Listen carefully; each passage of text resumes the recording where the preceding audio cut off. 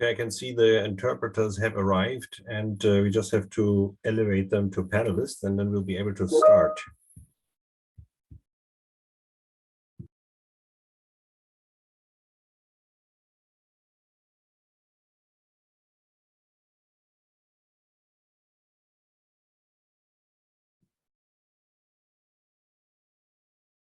Alejandra, from the room, will you give us a countdown to count the event in?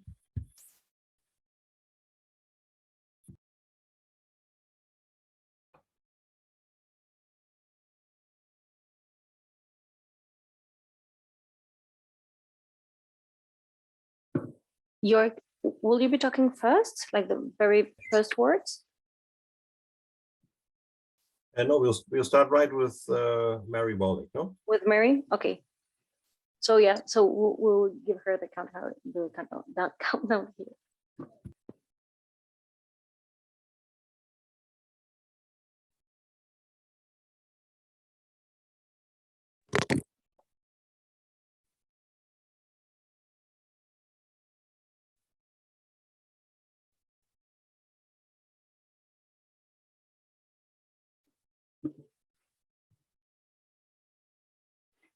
Good afternoon, everyone. Mr. Blanco, Executive Secretary of Olade, dear panelists, ladies and gentlemen, it's a real pleasure for me to open this regional launch presentation of our latest natural gas market report, which takes place at a particularly critical moment in global energy markets. Russia's war on Ukraine has led to an unprecedented surge in prices and even talk of potential rationing in Europe. The implications are felt around the world. Latin America largely uses pipeline gas, but the turbulence still affects many countries due to reliance on additional LNG imports. So today we will hear the latest IEA analysis on global gas markets through to 2025, followed by what we expect will be a very interesting panel discussion with policymakers from all across the region. At the International Energy Agency, we greatly value our longstanding bilateral cooperation with Latin America, with Mexico as a member country, Chile and Colombia as countries on their way to accession, and Brazil and Argentina as association countries. And we're also delighted to welcome Mr. Alfonso Blanco, Executive Secretary of Olade, as moderator today. And in this role, Mr. Blanco brings extensive regional expertise and provides a cross-cutting view on the implications of global market trends for Latin American countries. So I'd like to thank all of you once again, and our distinguished panelists in particular, for their commitment, their engagement, and wish you all a very lively, insightful, and informative discussion.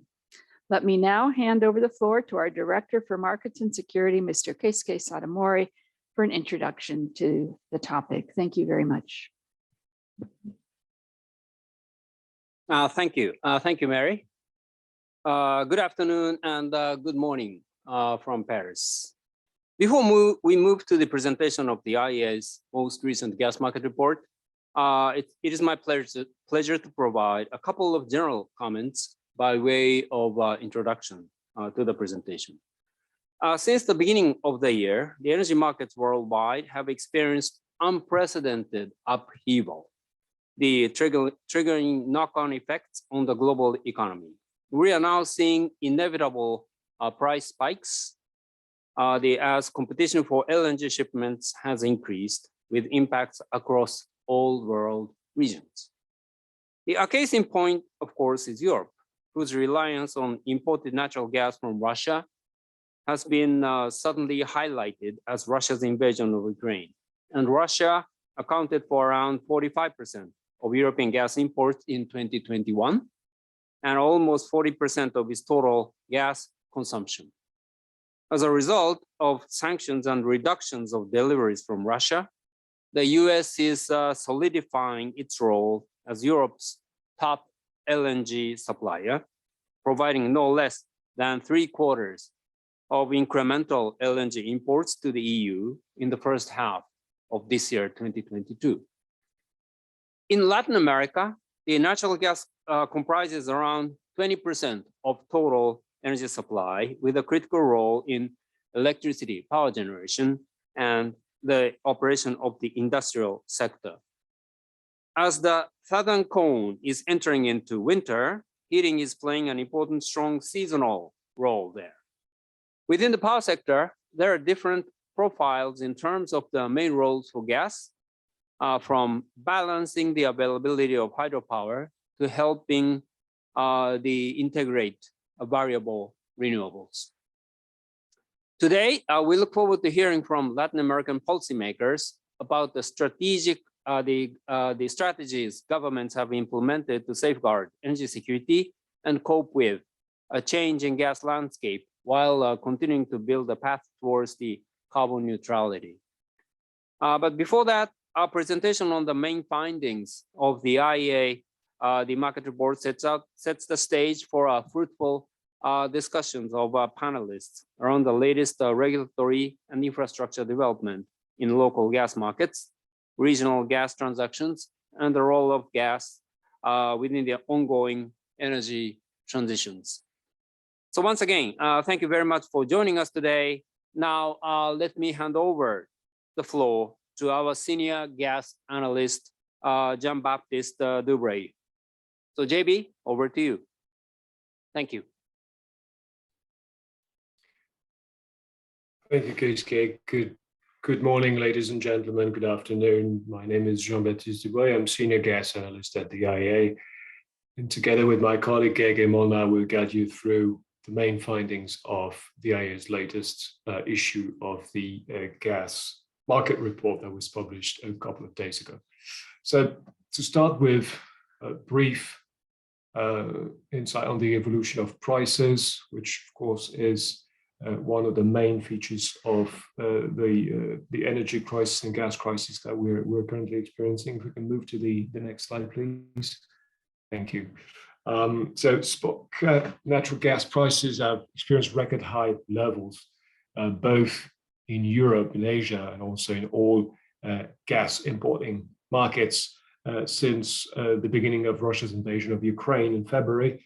They've come down after reaching those historical highs in March. As you can see, over the past weeks, there has been a strong increase in those prices based on the growing uncertainty regarding the availability of pipeline Russian gas to Europe and subsequent reductions have been observed over the past weeks.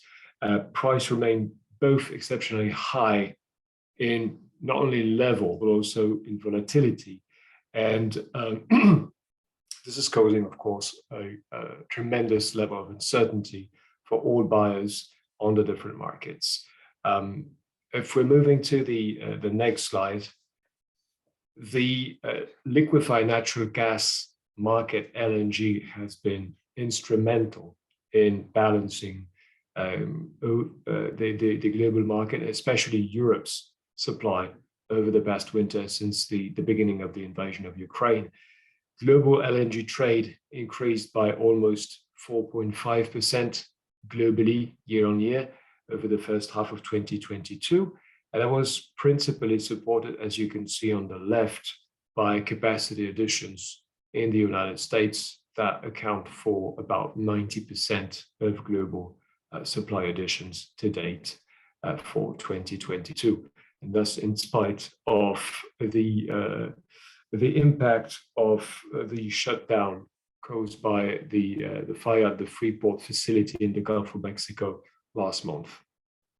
On the demand side, you can see on your right on the slide, Europe has clearly emerged as a premium market for LNG due to higher prices, and the region saw its export grow by more than 50% year on year compared to H1 2021.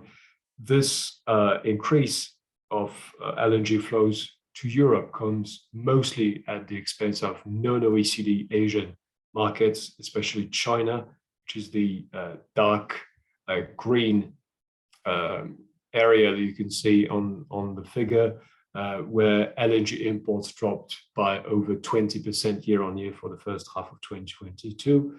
And in India, where there was a similar close to 20% year-on-year decline to date.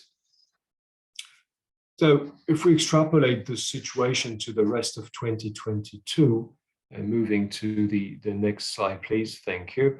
And considering both the high uncertainty on Russian gas supply to Europe, so additional needs from the European market to fill its storages to meet its minimum filling rates target for the coming winter, we arrive to this global LNG balancing exercise. Our estimate is that Europe could see its LNG requirements increase by close to 50 billion cubic meters this year, which is more or less twice as big as global LNG supply increment for 2022.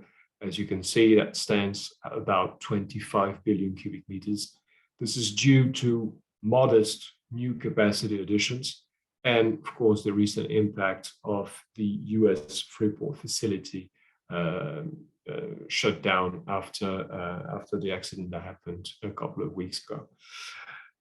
It is therefore likely to be a very tight market with a decline in LNG imports from non-European buyers, and of course also risks of further seasonal tightening for the coming summer and winter. If going a bit further into the details, you can see, sorry, thank you. The adjustment comes mainly from Asia, and as I mentioned earlier, from non-OECD Asia, China, India, and emerging Asian markets, which are particularly affected by the high prices. But also there's some adjustment that we labeled here as other regions. This is mainly coming from Latin America, and especially from markets where the needs for LNG surged last year because of the exceptional drought conditions that have pushed for an increase in LNG imports in 2021. Now, moving to the next slide with the projection for gas demand growth for 2022.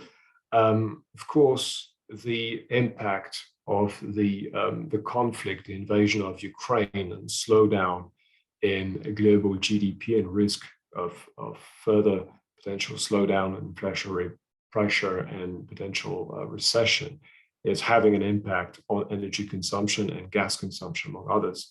Our expectation for this year is for a market contraction of about 0.5 percentage point compared to last year, or about 20 billion cubic meters lower than last year.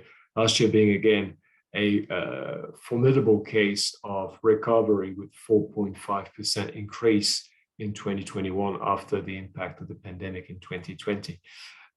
As you can see here, the bulk of the negative impacts coming from Europe, part of it related to temperatures, which is the contribution, the negative contribution, residential and commercial. We've had a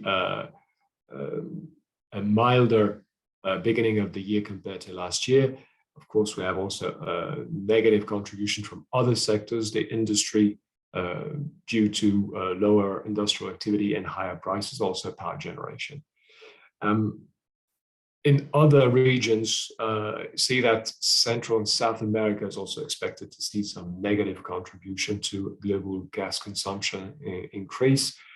This owes mainly to the decline in gas for power generation, as I mentioned just earlier, owing to a return to more normal hydro conditions and therefore lower need for thermal generation. So all in all, it's a negative growth expected for this year, but of course with further potential for slowdown if the Russian gas supply is further impacted. If we move now to the next slide, thanks. This is a backward view on the evolution of our medium-term forecast over the past 3 years, and just the main message here is just to say that this slowdown and contraction of the market for 2022 is not expected to be only a one-off. It is expected to have longer lasting repercussions on the global market because of the uncertainty, because of the high prices, and also because of the limited additional LNG delivery, export capacity to be delivered in the next 3 years. So we're moving from an environment that we were forecasting last year, you can see on your right, with an expected 1.5% average growth for the next 3 years, to a bit higher than 0.5. So that's almost divided by 3 in terms of average growth for the medium-term future. Moving to the next slide. This is a breakdown of the evolution of growth expected for the next 3 years. So you have on your left the contribution by year. As I said earlier, we expect to see negative contribution for this year, progressive recovery over the following years, and 2025 at the end of the forecast, accounting for half of the total net positive contribution, with a progressive expected easing of the tensions on the supply side. In terms of sectoral contribution, that's the central figure. You see that there's an outsized contribution from the industry sector. About 60% is expected to come from the industrial consumption, which of course puts further at risk this forecast in case of further economic slowdown, especially in Asia, and which leads to the third figure, the regional composition. And you see that half of this increase is coming from the Asia Pacific market, which is again quite exposed both to GDP headwinds, especially for its industrial component of demand, and also to the availability of supply and hard competition for flexible LNG with Europe. One point that is worth to mention, if we can move to the next figure, thank you. One point that is worth to mention is that we have reduced significantly, as I said earlier, our forecast for gas demand for the next 3 years, about 60% for the 21 to 24 period. But having slower growth in gas demand doesn't mean that the energy transition is expected to go faster. So on this figure, you see the contributions of the different drivers of demand, and in light blue from last year's forecast and dark blue from this year's forecast. And this 60% decline in gas demand growth is primarily driven by lower GDP and lower switching away from coal and from oil to gas. The, so to speak, positive drivers of low gas consumption that are switching away from gas to renewables and higher efficiency only account for 20% of that downward revision. 80% of that revision comes from weather, economic activity, and high gas price factors that disincentivize the switching away from coal and from oil. In terms of regional contribution, you see that mature markets, so basically all the established markets, account for about 50% of that downwards revision. But it means that about 50% of the decline comes from markets, still emerging markets, where gas has an immediate positive contribution to make in terms of fuel switching to reduce the carbon content of energy production. Moving now to the supply view, we estimated that global gas supply increased by about 4% last year. That was supported by the market recovery globally, but yet hampered by a series of planned and unplanned outages that limited output in several producing and exporting countries. This market tightening that was observed last year was, of course, further exacerbated by a drop in Russian supply to Europe, in spite of available production and transport capacity. We do anticipate this year to see a slight decline of production, as the expected drop in Russian exports is not going to be fully compensated by capacity additions in other regions.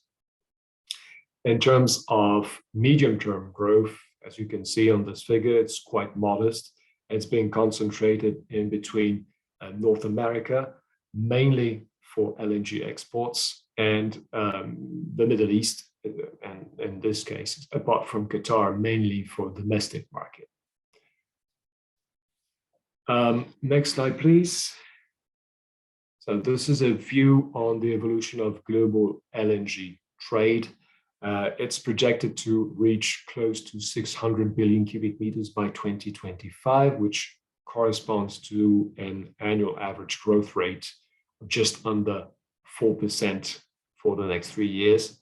That's lower than what we've seen last year at 6%, and even lower than the average 7% that was observed in the market over the past 5 years.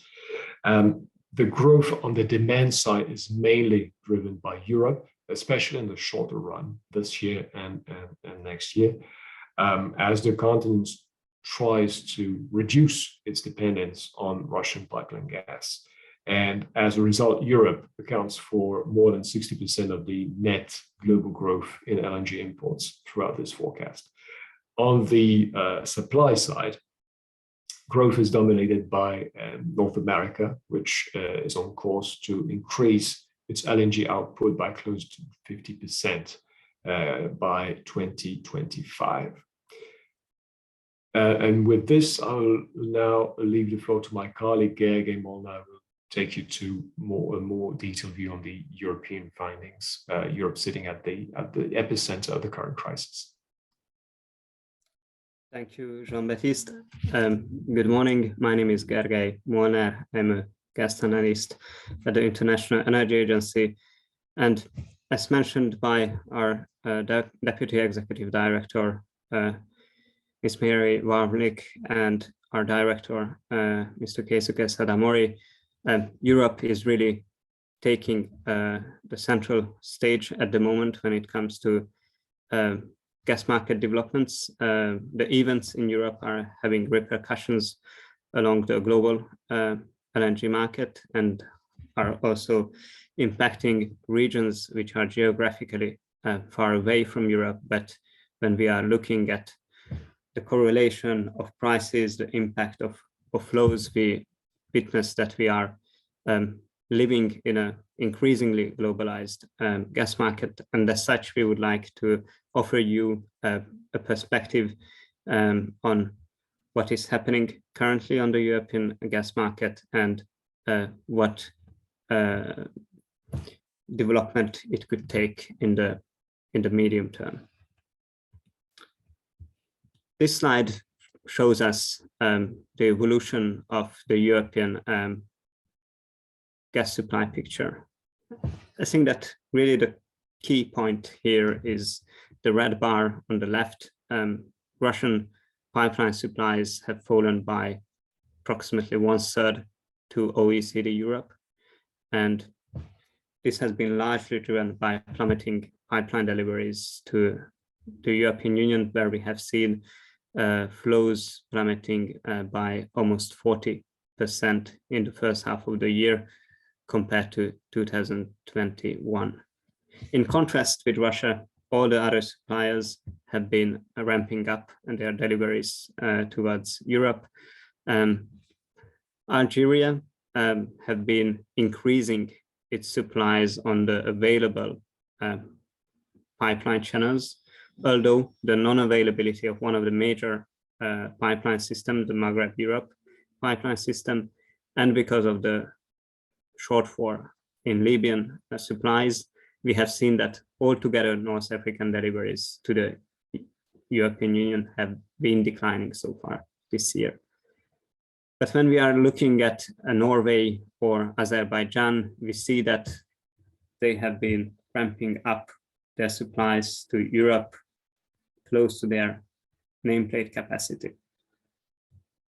But it has been really LNG which has been doing sort of the heavy lifting in offsetting the impact of the lower Russian flows. In the first half of the year, we have seen LNG inflow into Europe increasing by almost 60% and reaching 80 BCM, an all-time high for this period of the year. And this has been really enabled by the flexible LNG supplies from the United States, which alone accounted for 3/4 of the incremental LNG supply into Europe, and as such solidified its position as Europe leading LNG provider. And if we are just looking at the most recent history, we would like to note that in June 2022, for the very first time in history, US LNG has surpassed Russian piped deliveries into the European Union. As we can see on this graph, this has been largely driven by the steep supply cuts by Russia via the Nord Stream pipeline system. And when we are looking at the developments in July, we think that this could repeat itself because Russian pipeline deliveries to the European Union could be even lower in July in light of the Nord Stream maintenance, which started today and which will last 10 days until the 21st of July. I also would like to note that today, as we speak, Russian pipeline flows into the European Union dropped to 70 million cubic meters per day. This is the lowest daily flows we have seen in our records. This is lower than the Russian pipeline flows in 2009 when there have been supply cuts via Ukraine. And just to put this into perspective, last year, daily average flows from Russia stood at 380 million cubic meters per day. As we speak, they are at 70 million cubic meters per day. So this is extremely low. And of course, this is putting a lot of pressure on the European gas market. And of course, this very strong pull of Europe on the global LNG market led to a reconfiguration of global LNG flows. And this has been very nicely explained by my colleague, Jean-Baptiste. So I won't spend too much time on this slide. It is just really to highlight that supply growth would have not been sufficient to meet all the incremental demand from the European Union and also Turkey and the United Kingdom. There have been a need also to sort of redirect LNG flows from other regions. One of them is the Asia Pacific, where we have seen that LNG inflows into that region have fallen by 7.5% or 14 BCM. But we would like also to note that the lower LNG imports into Central and South America have been also an enabling factor and a very important enabling factor for higher LNG inflows towards Europe. And one point maybe also to mention that we are living in an increasingly globalized LNG market, and this is very clear when we are looking at the price dynamics. This slide shows the correlation between TTF, which is the leading European gas price benchmark, and the Central and South American Price Index, which is a price assessment developed by price reporting agencies. But this graph just really shows us that the two are intimately linked. And consequently, the high European gas price environment is having repercussions also on the price levels of LNG imported by Central and South American countries, especially those ones which have a higher exposure to the spot market. Moving back to Europe, this slide just shows us that this very high gas price environment is also having an impact on the demand in Europe. We estimate that in the first half of 2022, OECD Europe gas demand have fallen by 9 to 10%, and this has been really driven by all the end user sectors, but in particularly by the residential and commercial sector, where we have seen a drop of around 12%. And this is partly because the weather conditions have been milder in Q1 and Q2 compared to 2021. But also a very important driver of this lower gas demand is the lower degree of economic and industrial activity. We do estimate that industrial gas consumption have fallen by at least 10%. This is a quite conservative estimate. And we see that these very high gas prices are sort of suffocating the European economy and industrial activity. For the overall year, we estimate that OECD Europe gas demand could decline by 9%, but we see downside risks to that forecast.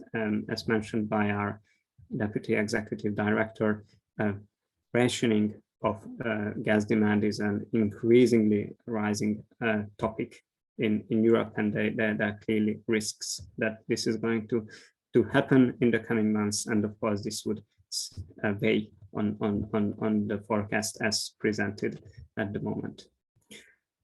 Now, following these short-term developments, we would like now to take a step back and to look at the medium term considerations, and in particularly to have a closer look on the EU-Russian gas trade, which has been, of course, a very important part of the European gas supply picture.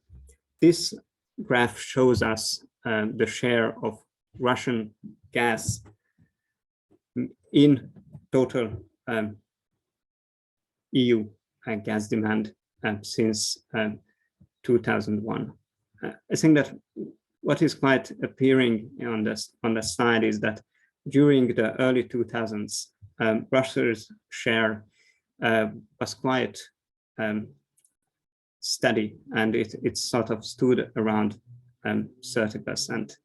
And even at that time, our chief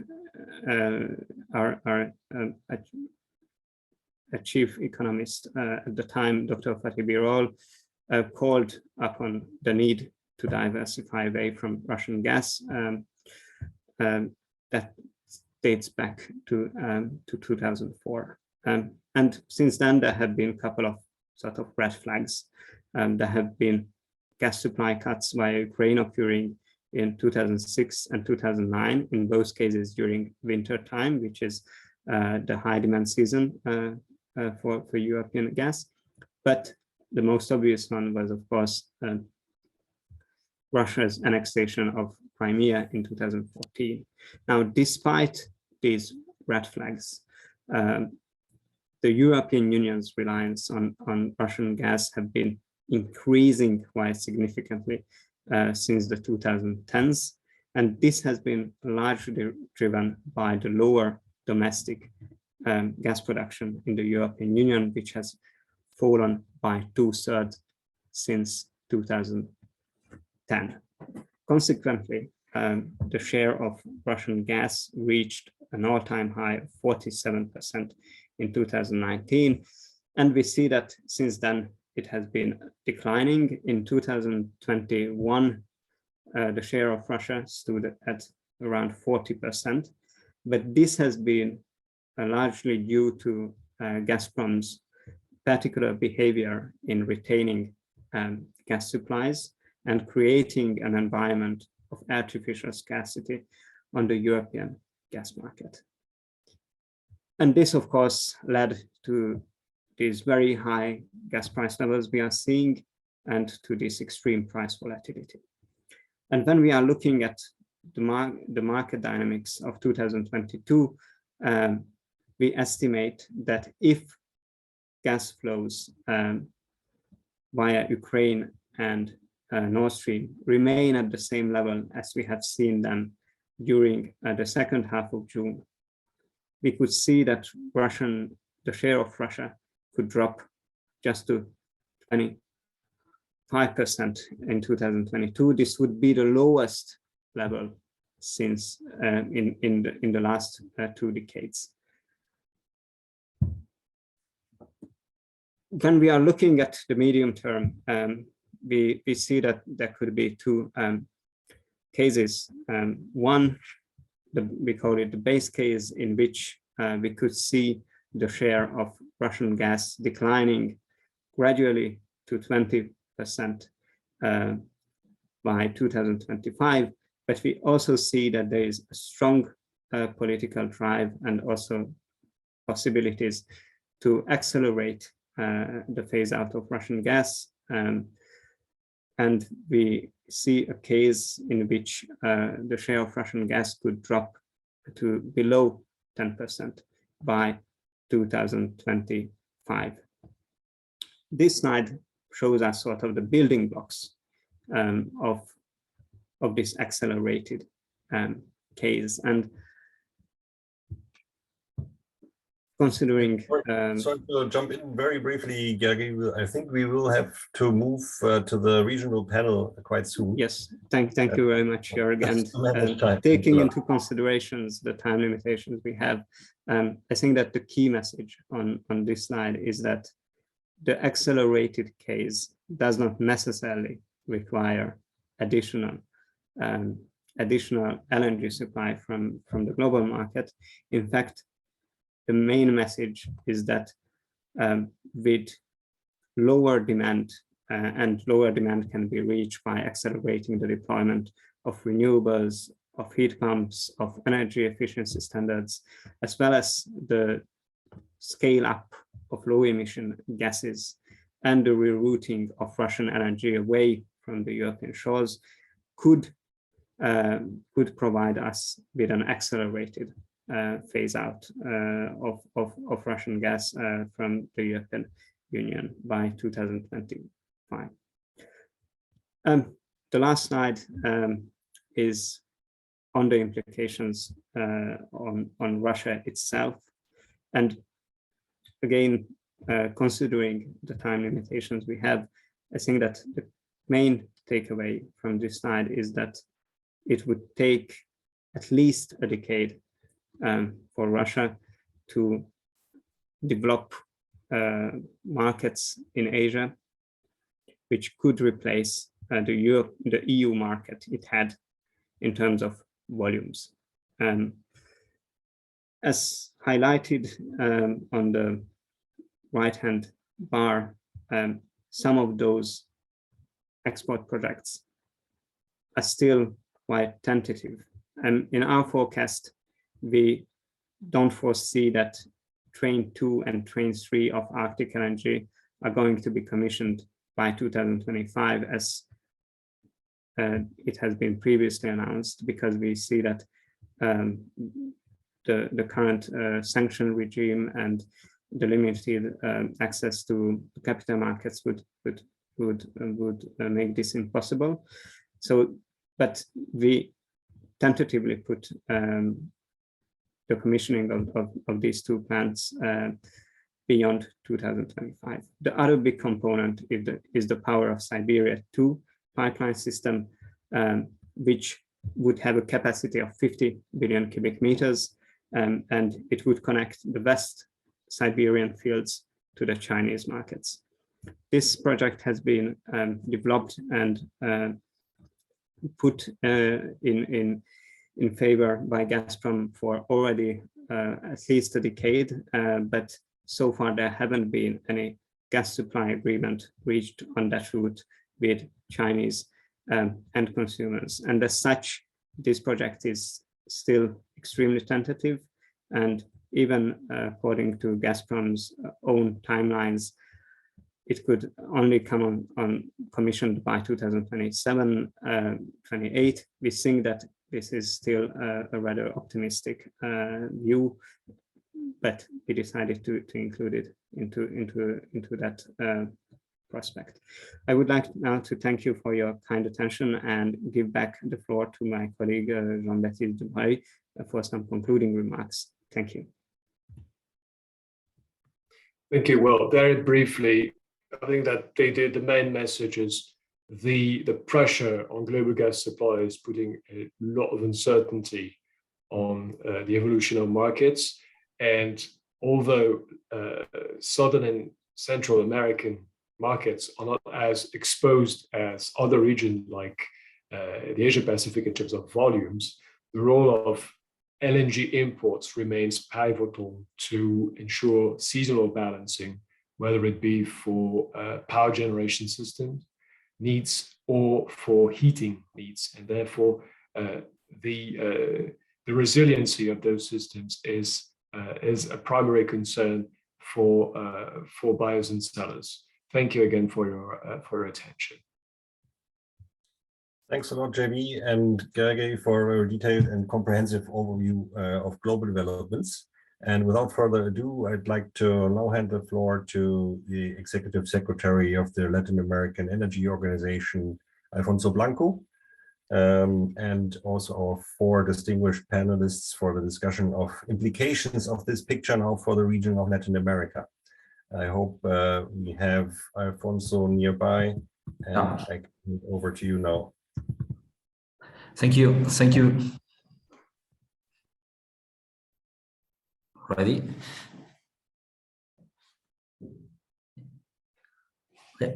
Thank you. Thank you very much, Joer. It's a pleasure to be here. Thank you to Deputy Director General Ms. Warwick for the introduction, and all the International Energy Agency team. This panel will be managed in Spanish. I will switch to Spanish for the moderation of the panel. Thank you very much. Es realmente un placer. It's truly a pleasure. Greetings to Joer and Alejandra for having coordinated this panel, and it's truly a pleasure to be moderating this opportune panel on this natural gas situation in our region, with the general panoramic of what's happening globally with this contribution of the International Energy Agency. I would like to give a brief introduction of what natural gas is and what it represents in Latin America and the Caribbean. In terms of primary energy, we're talking about the natural gas represents 33% of the primary gas energy offer in all Latin America and the Caribbean. This is part of what I denominate the ADN, DNA of the energy system of our region, that has a low emission constitution of carbon, because comparatively with the rest of the world, because we have a high participation of natural gas and a low participation in mining carbon as a primary energy source in our region. That's why natural gas is a fundamental energy for the development of our economies. And we have markets that are strongly developed based on natural gases for production of electricity, and also as a fundamental combustible and fuel in the industry and other sectors of our economy. Here in this panel, we have the participation of key countries in the natural gas market in our region. We have the participation of the main economy of our region that are progressing sustainably in the development of natural gases as a component of the energy sector, but also as something that we denominate the transition fuel that goes together with a greater penetration of energies, intermittent energies in our matrix, and thus the natural gas is fundamental part of this development. So to the panel, I welcome Maggie Videla. She is Subsecretary of Hydrocarbons in the Energy Secretariat of Argentina. Welcome, Maggie. I will not be reading your curriculums as we're a little bit behind in time, and I prefer to use the time the best possible with the discussion. Welcome, Maggie. I also welcome Sara Perez, the Director of Oil and Gas of Colombia. Welcome, Sarah, to this panel. Fernando Matsumoto, Deputy Director and General Coordinator for Infrastructure and Logistics of the Department of Mines and Energy of Brazil. Welcome, Fernando. And likewise, we have the participation of Maria Jose Rebeco Arenas of Chile, Chief of Fuels and Energy of the Energy Ministry. Welcome to everyone to this panel. It's truly for me a pleasure to be in contact with you in this dialogue that I understand is very opportune for the discussion. And there's something from the International Energy Agency, there's something that is a first general question for each one of you as those in charge of the area of natural gas development in our region. And it's how this global situation of storage of gas is affected by the war between Russia and Ukraine and the great increase in cost that has been given, especially in the natural gas market. How has it affected the different markets of our region, and how something that was also present in the report of the IEA, there has been an impact in prices of liquefied natural gases. We also have the present that a lot of the storage of natural gases in our region is strongly based on the domestic offer and the interconnections between countries. Thus, we have to have this analysis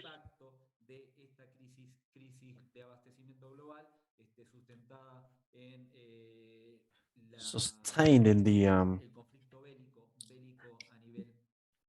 conflict at a level of Russia, Ukraine, and also how we're observing it. Essentially, they are elements that influence in, for instance, the float and regasification infrastructure that start to mobilize so that those regions that are hotter in regards to the conflict. So those kinds of analysis, I believe, is an appropriate question to open the discussion.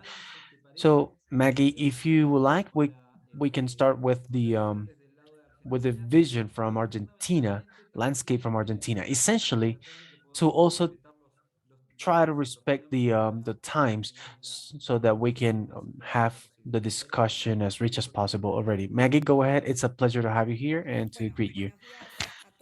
Good morning to all of you. Really, I want to thank the IEA for the invitation. It's a real pleasure to be part of this panel. Bueno, también muchas gracias, And Alfonso. also, thanks to Alfonso, also we already know each other. For ourselves and for myself in particular, the fact that you're the moderator of this panel is before anything, it's an event that actually sets a frame and that gives us the possibility of coming to show to explain. On the weekend, we were trying to analyze and to bring about the most amount of information, understanding the importance of this panel. Okay, now, particularly, we have a different situation compared to the one mentioned by the people in Europe, the technicians in Europe from the agency of um, the experts. And as you just mentioned, Latin America and the Caribbean in its matrix have primary energy, 33% of gas component. Um, Argentina has more than 50% of its primary energy matrix is gas. And evidently, our situation is a situation not of empowerment, but at least it proposes it's different from a global situation in regards to natural gas supply. Now, what is well, Argentina, taking into account that it is the second stock, the second global reserve of non-conventional resources, it is also translated into the natural gas reserves or stocks. Evidently, it is a very important data, but we're talking about stocks like reserves. We need to extract gas from the deposits, from the reservoirs. Now, in 2020, the GASAR plan was started at, and it pretended and it has actually achieved it through a decree from our president and vice president. There was the proposal of advancing. It's true that Vaca Muerta reservoir or deposit had been already worked in extracting the gas. What happened was to provide more precision and predictability. There was a decrease at a global level of the gas production in our country, and what was done up to now was to reverse that the decrease and to increase the natural gas production in approximately 12%. You may know that at a country level, Argentina produces more or less in average 80 to 90%, or maybe 80 to 85% of natural gas that it consumes is produced domestically.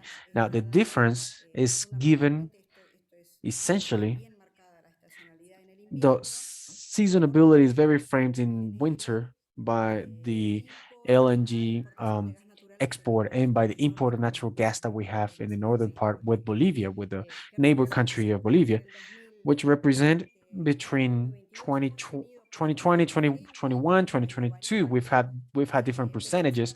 They have been varying, but pretty much the LNG in 2021 in 2021 we had 9%, and this year we have a 3% of our total demand. Now, in regards to Bolivia, the natural gas exports have been decreasing because this also goes with the geological inconvenience that this basin has. Is a depleted basin which matches with the NOAA basin that we have. And in this decrease, obviously, the gas plant came to try to supply that decrease, to try to decrease the imports that we have in the LNG and to decrease the liquid gas imports. Now, due to the Russia-Ukraine conflict, the need of this imported LNG has been affected, has been increased. Last year, we imported LNG for a yearly value of $1,000 million or $1 billion. And nowadays, with the tenders that we've had already hired, contracted up to August, even we're talking about $3 billion, around $3 billion. It means 3,000 billion, more or less. That means this is an inconvenience for our tax balance that we're trying to eliminate energies subsidize or at least to decrease them. This has actually increased them in 2022. This is kind of what the conflict has generated, the Russia-Ukraine conflict, the blowout that has happened in commodities and in LNG and in gas oil.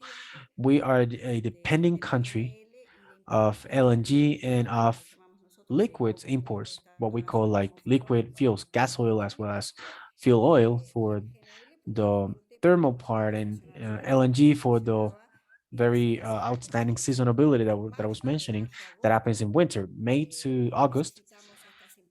We need these imports to actually cover our demand. This is the inconvenience that we've, but has been at some point the effect has not been that serious because of the GASAR plan that we've had and this reduction of the decline that we've had in the production and understanding that we have one of the biggest reserves of non-conventionals, but we have to extract it. Claramente expuesta la situación. Yes, the situation of Argentina is clear, and the role that Argentina has, or the natural gas has in Argentina, and essentially also the perspectives that we will discuss more deeply that Vaca Muerta development has in a context that of predictability of high prices also in natural gas. So possibly in low price scenarios, the Vaca Muerta scenario was a bit affected by that low oil prices, but we'll talk more deeply about that later on. Fernando, it's a pleasure to receive you, to have you here. I hope that we can communicate with no inconvenience in Spanish, like smoothly in Spanish. But the situation in Brazil is very very different in the context of supply and of the internal or domestic development of your own reserves of natural gas, and also with a strong import at a level of LNG. Now, tell us a bit how Brazil is going through this international context of high price for LNG and how this is framed in the development of natural gas market in Brazil, with also an increase of its own production.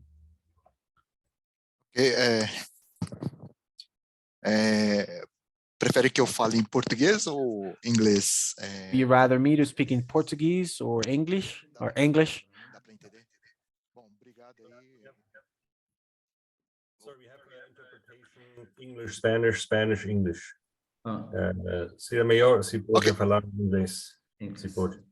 Okay, so first, good afternoon, and thank you for IEA to invite us for this event. Well, Brazil is supplied by domestic production and imports from Bolivia by LNG, being around 8 to 9 million cubic meters per day.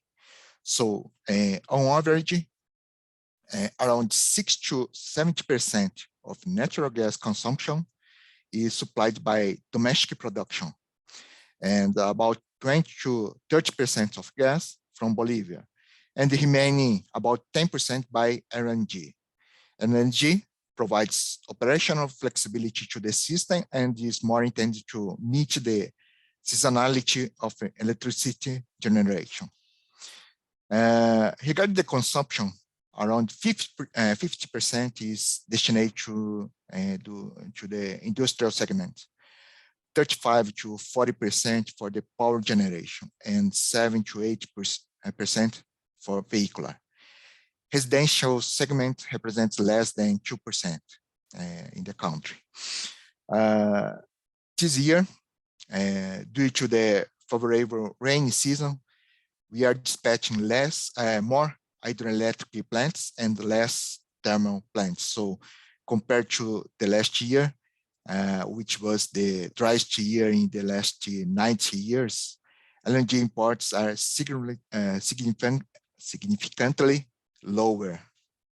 So the main supplier of natural gas here in Brazil is still Petrobras, which has a portfolio of domestic production, Bolivian gas, and LNG imports.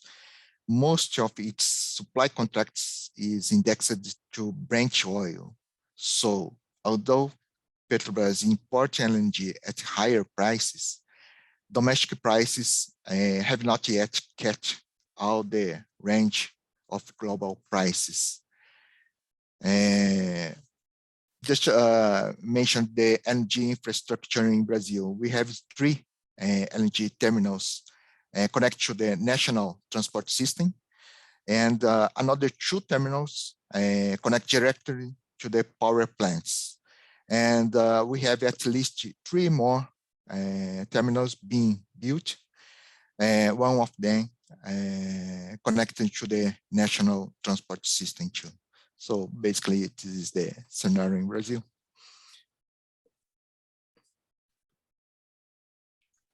Muchas gracias, Fernando. Thank you very much, Fernando. Again, a situation that's very aligned with a not very elevated dependency on the LNG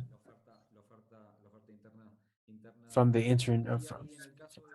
in the domestic offer. In the case of power in Brazil, this year there's a prediction of good rainy season, which also substantially changes what would have happened if this had happened last year with one of the worst water crises that Brazil has faced in the last years. So thank you very much, Fernando, for your contribution. Now, Sarah, please let's go on with you. What is the situation in Colombia, which is also a country with domestic natural gas production and with a high participation within the energy matrix of natural gas in regards to the Colombian economy? Buenos días. Good morning. Well, first of all, thank you very much for the invitation to participate on this panel. Alfonso, thank you for the question. Now, as you mentioned, Colombia is not a country, it's not an exporting country of gas, and our imports are very small. They don't even reach maybe around 2% a year. And this 2% works as a backup to the power market, to power generation. Now, as it is a tropical country, we're not exposed either to this to these changes in winter, and therefore its decrease is demand increases. Now, this situation makes the price in Colombia to be formed locally. We do not depend on the international changes or on the international situations. And these prices that are agreed on in medium and long-term contracts with a very stable indexation, depending on the international standards and the US PPI, which is as index, like the one gives us an index for the contracts in a country. However, what we've seen is that with recent projections that we have, or forecasts that we have in our country, we're going to lose that self-sufficiency if we do not add more reserves medium term. This medium term, we're seeing it towards 2026, and this will be the time in which we will have to open ourselves at some point to that international market, and we'll have to take advantage of the juncture or of this what we have today for a proper design of policies and regulations. which at some point help us mitigate this kind of volatility in the international market. Now, additionally, what we see also in the current times of the international market of natural gas is that infrastructure, costs and times of infrastructure are taking longer, are more difficult to procure. And with our loss of efficiency, we're having a supply plan where we're going to require an important terminal station in the Pacific coast of our country. We're still on time, but we have to um, foresee that those times of the FSRU may take a bit more than what we were expecting before this situation, this specific situation. Thank you very much, Sarah, and very interesting este punto de lo que es this point of the so far self-sufficiency, but that at some point you have to support that self-sufficiency in a country that at some point is moving towards um, in a very strong line, as it is the incorporation of renewable energies in Colombia, as it is the energy portfolio. And then if you would like, we can deep dive into some of those aspects. Now, Maria Jose, I left you for the end, essentially because we went from 3 countries that have internal production or domestic production, and we're moving towards a country that has developed a very important regasification capacity that additionally is interconnected with Argentina, very strongly interconnected with Argentina, and that interconnection capacity is not used as its most potential, but however, with the development of Vaca Muerta, also have increased and retaken the trade, the exchange between Argentina and Chile. So we have a country that have a strong installed regasification capacity, but that is retaken in a consistent way, what has to do with natural gas from Argentina. So with this preamble, with this introduction, we want to give you the floor so that you can let us know what the situation that Chile is facing, which is an important importer of natural gas in the region. Thank you, Alfonso, and thanks the agency for the invitation. Yes, as what you mentioned, Chile is an absolutely important country of all its energy, of all its fossil fuels, and also of all its gas. And in the case of Chile, 14% of our primary matrix is supplied around natural gas, mainly LNG. And as what you said, we have a very deep connection, a gas connection with Argentina, which in the latest years has been increasing its exchange. It's due to the 2020 plan that Maggie just mentioned, and we have strengthened, I would say, in the last months, um, after the visit of our president to Argentina and after the commitment of both presidents established of settling the the need of having an interconnection between our countries in terms of more stable energy supplies or power supplies. Independently, through our gas terminals, we import 80% of our natural gas consumption needs. And due to the international situation, what we've seen in general terms is a very well detected impact in our import due to the fact that all these terminals of regasification more than 15 years ago forced us to have long-term contracts, which up to now have worked in a very stable way. And we've had very stable prices in our domestic consumption. That's due to the fact that in the last 15 years, Chile has been very concerned about diversifying its power matrix towards a more renewable consumption. Therefore, the gas consumption have been a bit stuck thanks to the development of these other matrix energies or energy matrices. Therefore, we've had some stable consumptions, and these long-term contracts have allowed to have this or to keep these prices in a very stable prices in spite of the international situation compared to what's happening in the rest of the world. What we have seen positively, and everyone has mentioned this, is the possibility or this definition that natural gas is the fuel for our country of energy transition. And due to the fact that Chile is in a strong plan of taking coal out of its at least its electrical matrices, we see that going to natural gas is going to be our main driver of development, at least for electric generation. And of course, in the industrial sector transition, which is the one that has not transitioned to fuels, to different fuels in the last years. So that's what has to do with our situation. Very interesting.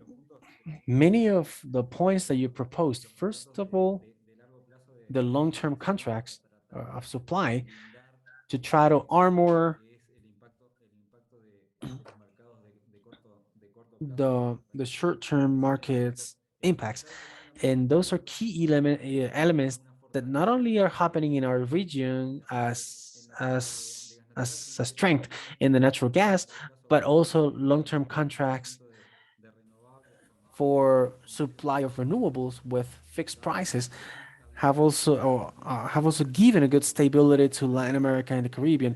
And to wrap up this point, I believe that what we are expressing in the situation of the four countries, clearly the impact of the international supply crisis exists. It does exist in our region, but due to many shades and because of what domestic market represents and because of what domestic supply represents and indexation mechanisms, they end up armoring or protecting our region, and it becomes at some point in an oasis, an oasis in the desert, and being like a reference global wide in these terms. So I would say that the four interventions at some point reinforce this good concept that actually position our region in a favorable way in a diverse context. Now let's go to specific aspects of each country because we want to know what is happening. Now let's start by Maggie with and we cannot stop talking about the role that Vaca Muerta has. Vaca Muerta at some point as a large reserve in development or has a huge potential, and not only has a huge potential for the regional energy integration and to supply all our region, but also with as a potential exporter in that sense, and obviously for the supply of the domestic market. But please, Maggie, tell us at what level of progress and what are the bottlenecks that Vaca Muerta development is having or has had, that at some point I heard you said that it would have been very interesting to have Vaca Muerta 100% operational in this global current supply situation. Evidentemente, Vaca Muerta y Yes, evidently Vaca Muerta, and along with the policy that the GASAR plan frames that was started up in December 2020 has really achieved at a country level, que teníamos has been able to reverse the decrease that we had in natural gas. And now we're getting indeed, since May, June, it's had record productions at a country level, and also essentially backed by natural gas volumes, which non-conventional natural gas that are happening in Vaca Muerta, specifically in Vaca Muerta. I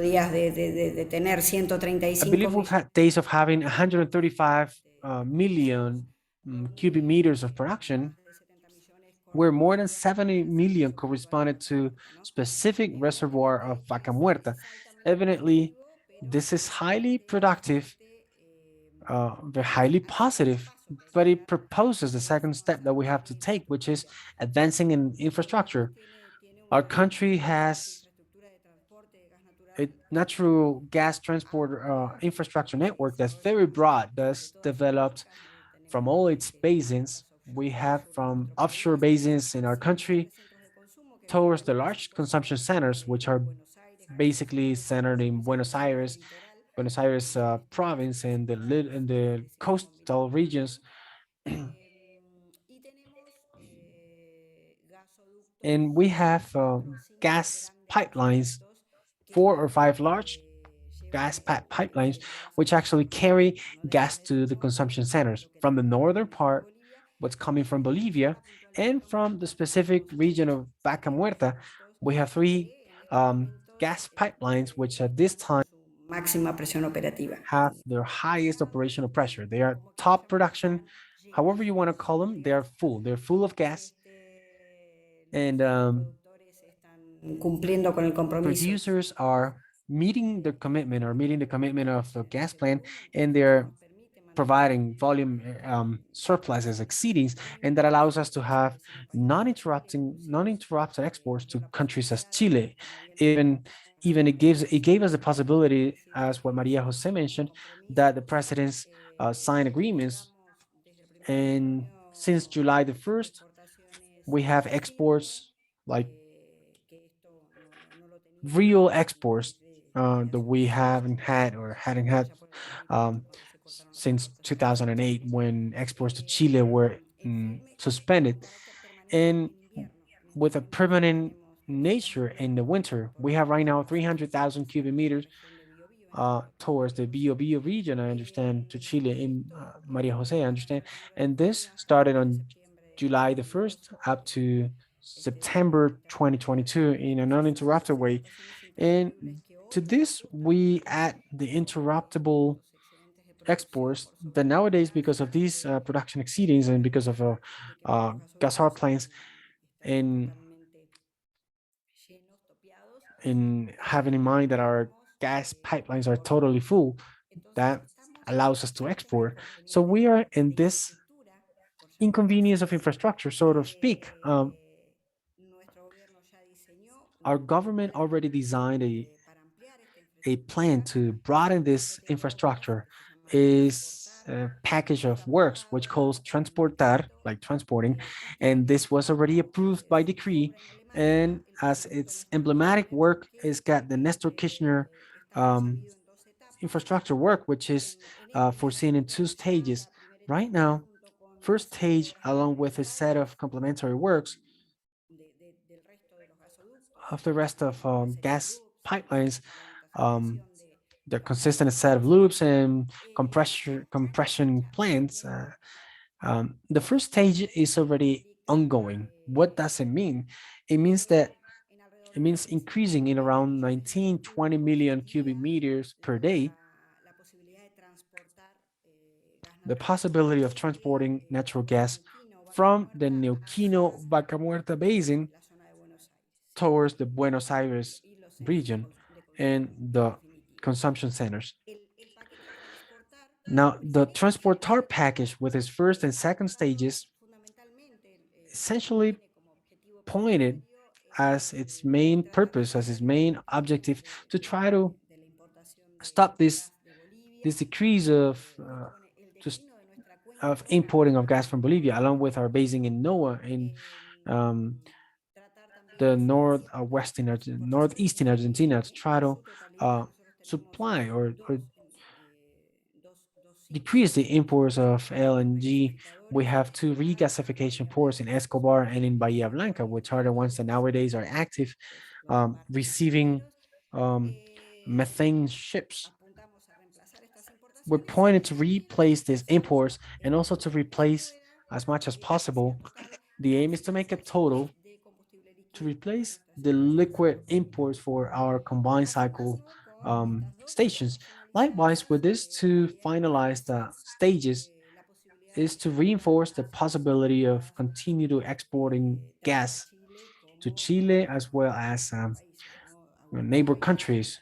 Uruguay, we export gas to Uruguay, Montevideo, to the southern part, and also there are a set of projects that are being analyzed right now.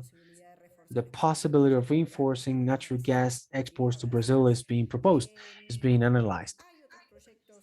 Of course, there are other projects in terms of infrastructure, but maybe we will be able to talk about that in the next question.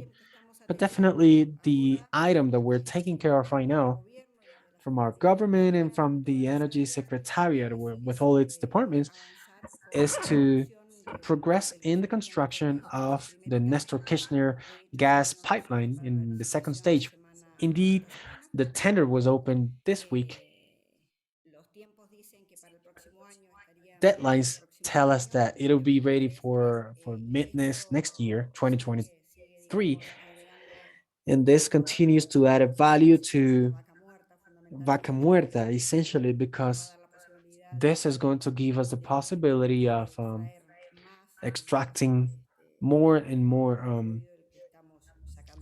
liquid from the one that we're extracting, which indeed is a lot already. Yes, clearly the development potential is enormous, is huge, and obviously something that I always express is that times for monetization of certain resources in our region start to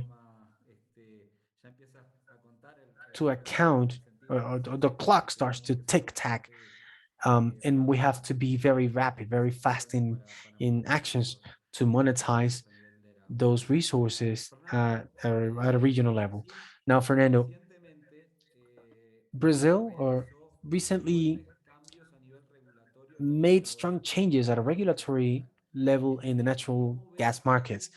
How do you believe transformations are happening right now in the domestic markets to take off also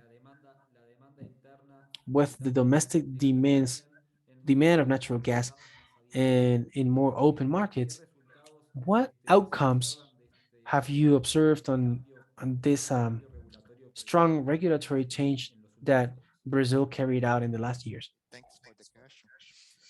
Last year, we had the approval of the new gas law that improved the legal framework of the sector. So it was based on the European experience for natural gas market reform. And the new law was approved after a broad discussion with all stakeholders and significant support. So it was, I think that was agreed with the stakeholders. The market opening in Brazil is a process that started a few years ago. We can mention that in 2019, Petrobras signed a cease and desist agreement with the Brazilian Antitrust Authority, CAT, when the company assumed some commitments to cooperate with the market opening. Among the commitments were the sale of its stakes in transport companies, reduction of the flexibility in the transport service contracts, and negotiation of the third part access to its gathering pipelines and processing units. So this could result in January of this year. Several producers, at least 5, besides Petrobras, to sell their natural gas to the distribution companies and some industrial consumers. This is for the first time we could see the producers selling to the distribution companies. So it's the start of the market opening. The supply is made through the transport system. So the entry-exit system was implemented. And we can say that in May, another producer signed a supply contract with another distribution company. So the dynamics of the market is being changed, and we expect to have more industrial consumers coming to the open market to foster competition. It is also for other countries. So transport system with the new gas law was changed to authorization regime, and any transporter that wants to build a new pipeline, it can receive authorization by the regulation authority, in this case, ANP.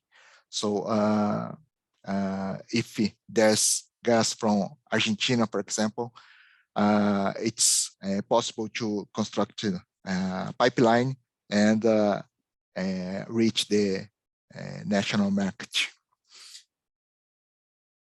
So I think that's all. Gracias. Muchas gracias. Fernando, sí. Thank you, Fernando. Thank you very much. Yes, effectively,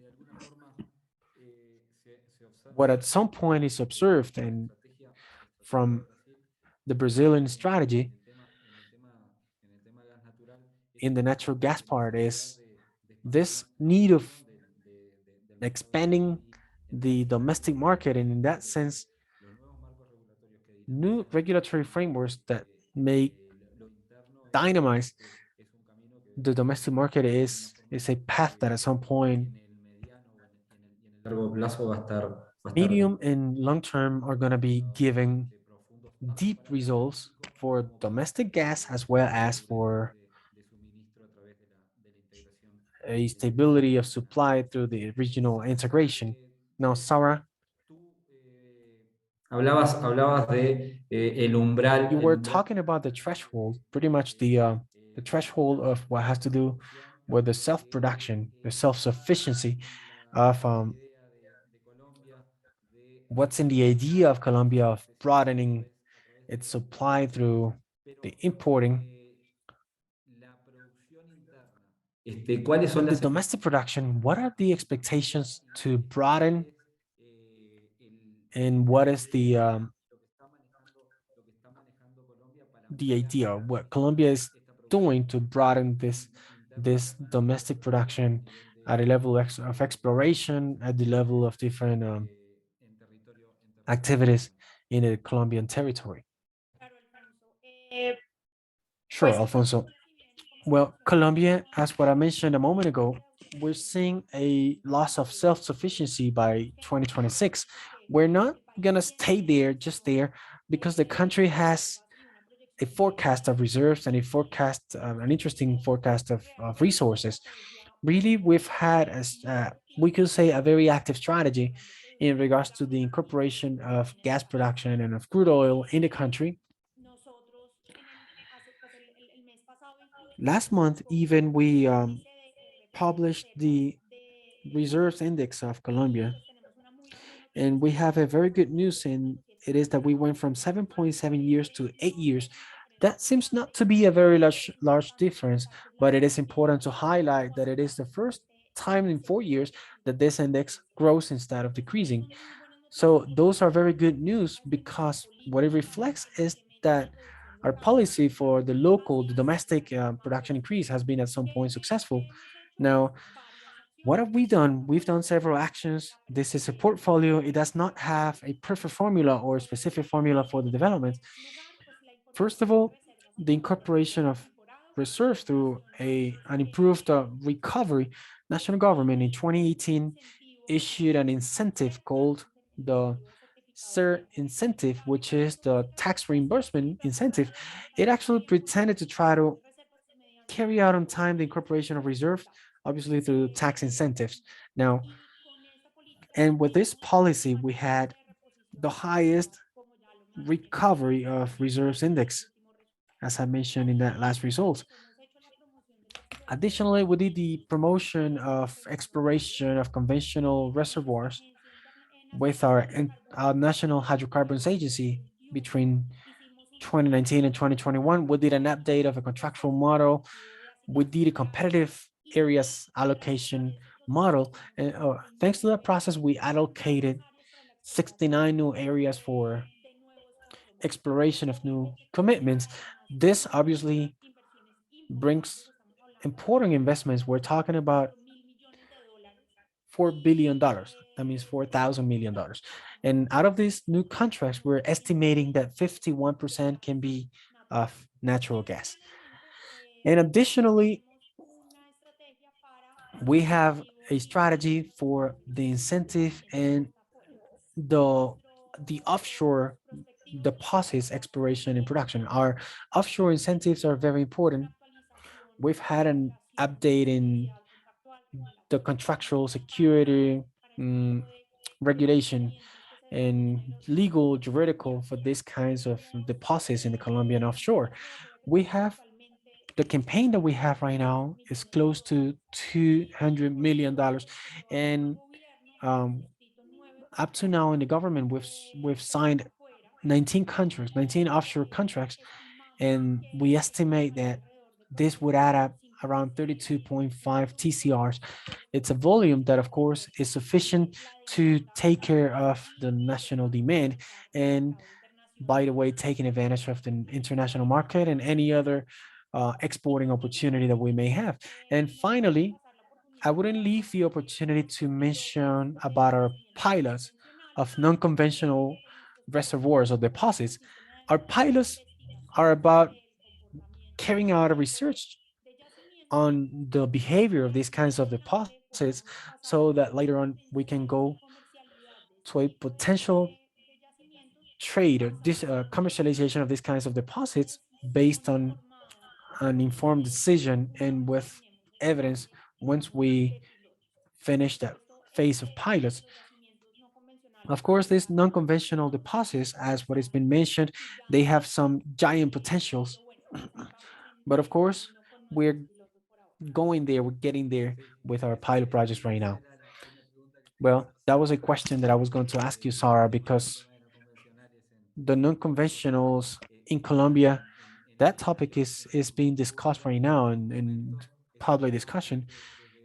At some point, we took people from Olari so that they could get to know the Argentinian experience in non-conventionals. So there was a whole group from Colombia that came to Argentina, and that was a good experience of exchange and of dialogue, technical dialogue in that sense. And I believe there is a potential there. There's a huge potential there. Maria Jose, Chile has an installed regasification capacity, which is relevant, is important. But also, as you mentioned, there is a whole country strategy to transition to a decarbonization of its energy matrix. That means important renewable resources that are going to jump in. But how is this capacity inserted in terms of infrastructure, which is available within the sectorial long-term planning, and taking into account also that the regasification capacity can be constituted as a channel also for the way out of different energy vectors in our region. Please tell us a bit about that vision of natural gas in Chile nowadays, not nowadays, but looking forward more long term. Mira, te diría que hay Okay, algunas. I would say that there are some stages there because the entering government, the government that just started its mandate in January this year, has been reviewing the policy that was previously developed. Chile has already more than 8 years of development of an update process of its energy policy long term. There was one in the first administration of the previous president of Chile that was updated in the last administration period. And this policy now gives natural gas a relevant role in the transition, in the energy transition that Chile has committed to from now to 2050. And this policy update is very recent. It was updated a couple months ago.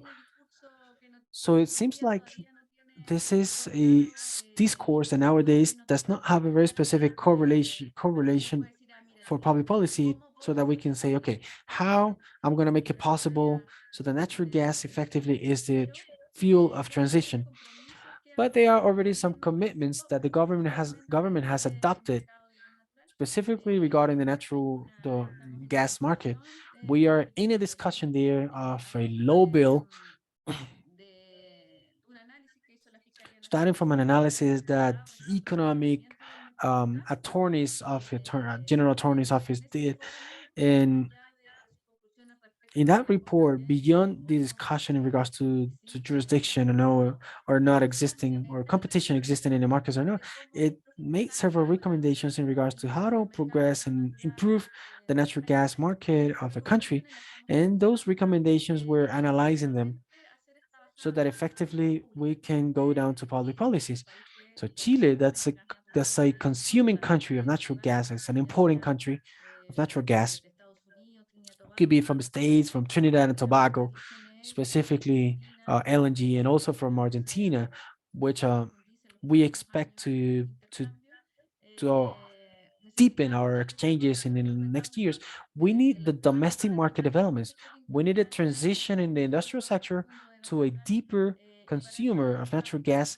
And that's why we're working initially now in a low bill that's very deep in regards to the modification of the gas markets, which actually affects all the supply chain, not only in gas distribution, which is a law bill that was sent to Congress right now, but also thinking of a whole chain with a broader or long-term scope, so that it becomes that energy transition fuel that can become the support for decarbonization of the power sector in this very fast way out of coal that we've had, and also in our industrial sector, where we're not going to be able to transform and power consumer uh, in case of um, the southern part of Chile, which is a large consumer of wood, so that those consumptions are electrified and the industrial sectors of the southern part convert into natural gas. Thank you very much, Maria Jose. You're giving me the ideal introduction to the last question, which, because of time limitations, we're going to take it to a yes or no to wrap it up, to wrap this panel up, because they're telling me that we're beyond time, like behind on time. Now, a brief introduction. In the region, there are 90 installed coal gigawatts of coal and liquid fuels. If we went to natural gas, to combined cycle plants in natural gas, the effect in terms of greenhouse gas reduction effect is like taking out of circulation 20 million cars from a region. Now, I always said this, we have to at some point give this a time value to the reduction of emissions. It's not the same projecting a reduction of emissions starting from electrification of electric mobility in 2050 than achieving a reduction of emissions that's very tangible in through the conversion of generation of coal or liquid fuels. Now, that's what we call transition fuels. At some point, that assisted an accelerated decarbonization of our region. Now, under the scope, under the view of your countries, and it's a yes or no question, is natural gas considered a transition fuel for your countries, or is the vision more like the European one, or other regions in which natural gas does not come in as the decarbonization strategies and compliance of the climate goals? Maggie. Well, evidently for ourselves, transition is not given in other terms different from gas. That means Yes, it is. The answer is a yes. We handle it at a government level, at a level of energy secretariat, and we need to keep in mind. I was singing. I was amazed when the expert. I don't know if it was Jen from the agency was mentioning that right now Russia is sending 70 million cubic meters of gas a day to all Europe. Obviously, this is very little for the 380 it was used to send. But let's imagine that we from a Neuquén Vaca Muerta reservoir deposit, nowadays we're transporting 75 million cubic meters or a bit more. So if for ourselves, transition is not along, it's not along with gas, it's not hand with gas, we're we're not doing anything. So with gas, let's the aim is the transformation towards cleaner fuels as LNGs and a set of choices that we're assessing from analyzing the tolls that are going through the roads. Now a change of fuels that they use nowadays where power unites the 5 countries of South America.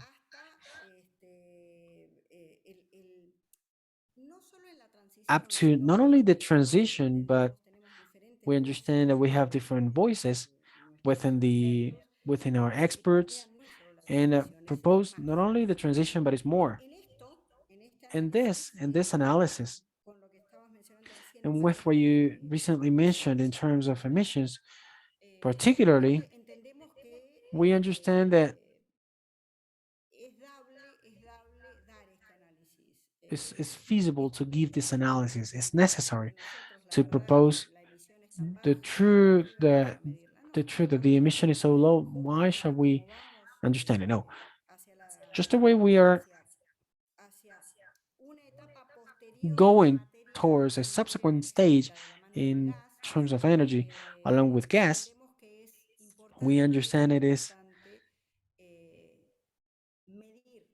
important to measure before reducing.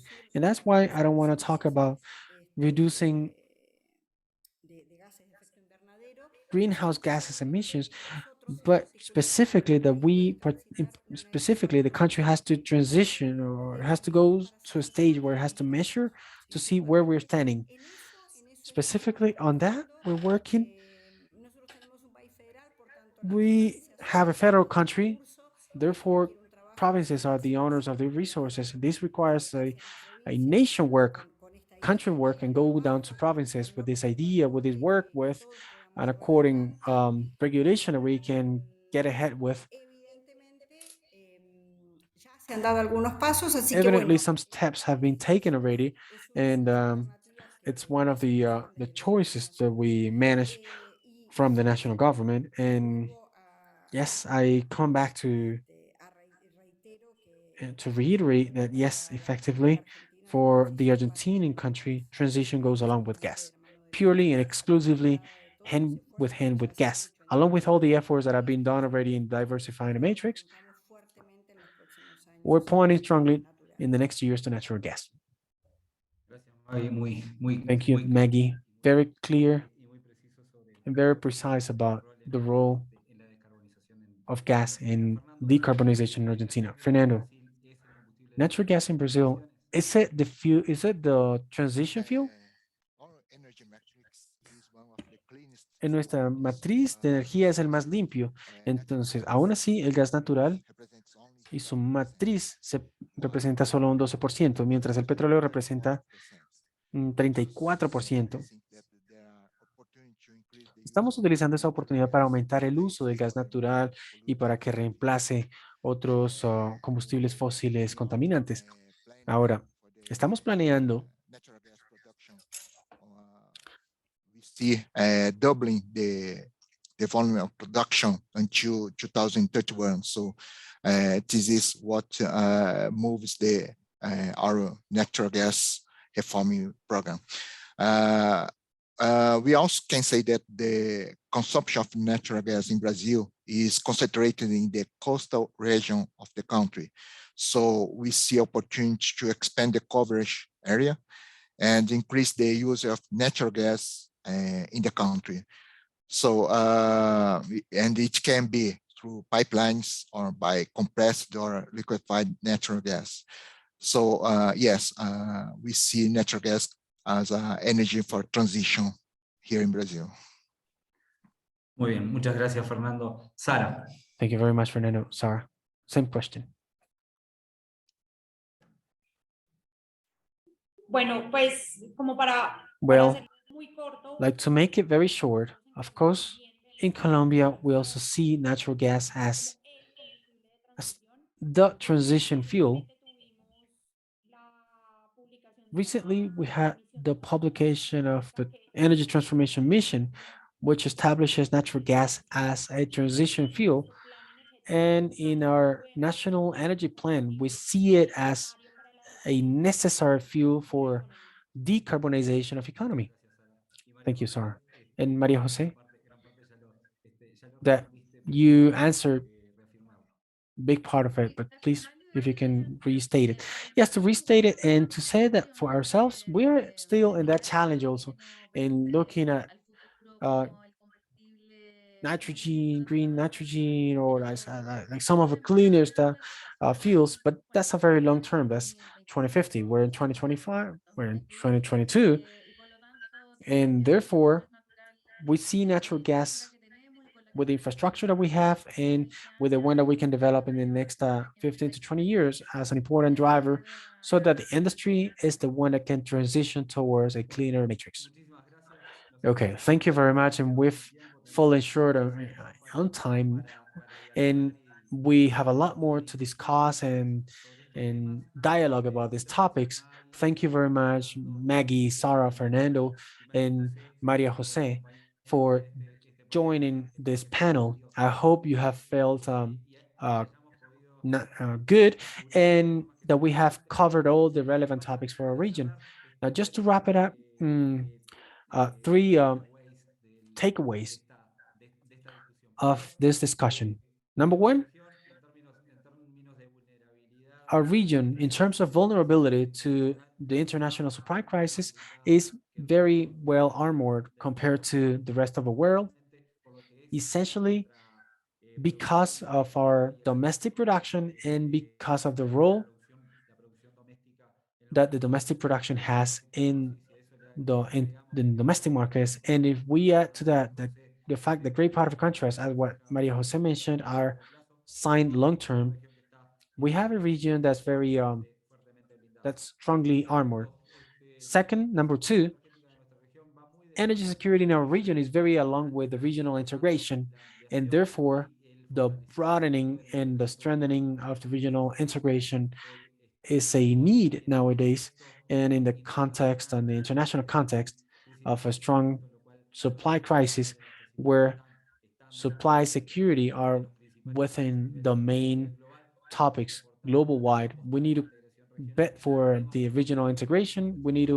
We have the capacity, we need to have the infrastructure, and we need to strengthen that. And the third takeaway is that we need to use natural gas. We need to monetize it in an accelerated way so that we can also support and we can develop the decarbonization of our region. So thank you very much.